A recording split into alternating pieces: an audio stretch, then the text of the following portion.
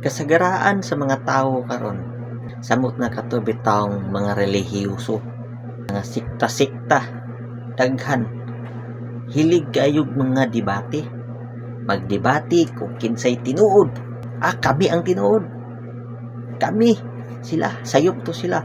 Dito mao ilaha. Kami ang tinuod. Ingon po tong pikas, kami ang tinuod. Kung sila diha, wala ayo. Kung ikaw nga magsisimba lang ka, ug paminawon nimo na sila, maglibog gid ka, magrambol imong utok, kay sila miangkon nga tinuod, katupong imong nadunggan sa pikas, miangkon nga tinuod, katupong nadunggan nimo sa likod, miangkon nga tinuod, katupong nadunggan nimo sa tubangan, miangkon pod nga tinuod. Ang imong ulo, na naglibog na kung kinsay tinuod. Mangangkon na yun tinuod. Pero kung tukion nimo ang kinabuhi, layo na kayo sa tinuod. Sige debate kung kinsay tinuod, sargi tinuod.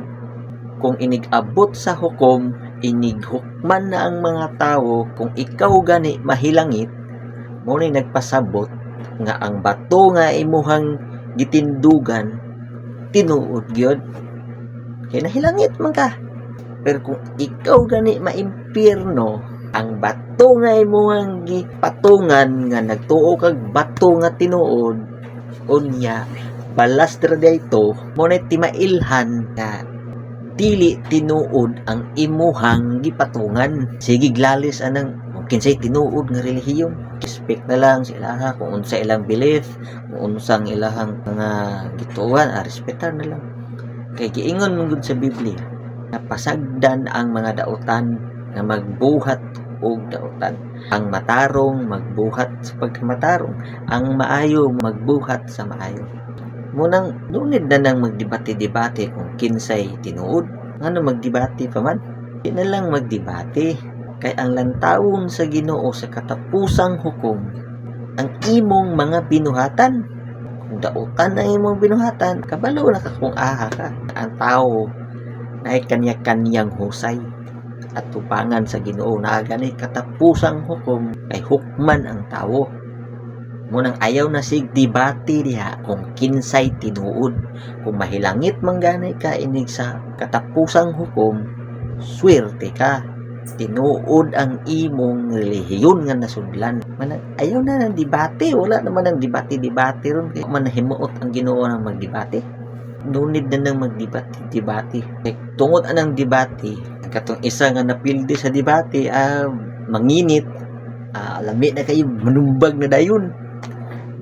Away kung di kagwanta sa debate, kay sumbagay na dayon. Agi nginana na magdebate, naagi mairita na, naagi manginit ana ba samot nagdili sa maminaw nimo, ikaw manginit na kana, nginit. Mo nang kanang debate wa gid nay ayo. Magkinabuhi na lang nga matarong, magkinabuhi na lang nga buutan, mo na klaro. Dili nang sige debate. Sig debate sa makatunan nimo nang magdebate kung kinsay tinuod. Ang tinuod nara sa Biblia, ang tanan. Kung nagkinabuhi ka nga subay sa Biblia, mao nay tinuod nimo nga relihiyon. Dili na sige debate kung kinsay tinuod. Lamirab inyig mapildig debate, makisumbagay, wa na.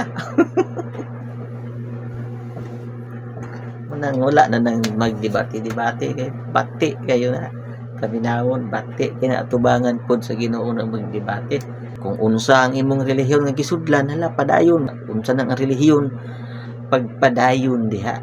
Basta kay ang importante kung ang imong kinabuhi na subay sa Biblia, padayon. Kay kanya-kanyag husay ang tao.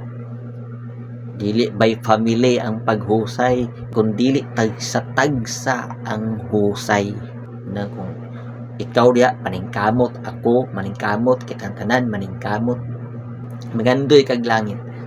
Pait jud kayo ang imuhang kapalaran kung mangandoy kag langit. Kay kanang langit wala namang Wala na siya kasakit ba, wala na kapaitan, wala na kay utang, wala na kay bayronon. Ang naa sa langit is kalipay na lang nga walay sama, mao na siya. Pero manay pinagkalisod nga sa gubangon sa tao, mahilangit ka taan pabantay klaro swerte-swerte ra gyud ang kinabuhi sa tao. Kung ikaw mutuo kag langit, kung mutuo kag impierno, manay giingon nga swerte-swerte ra gyud kung mahilangit ka. Grabing kalipay kay imong maangkon.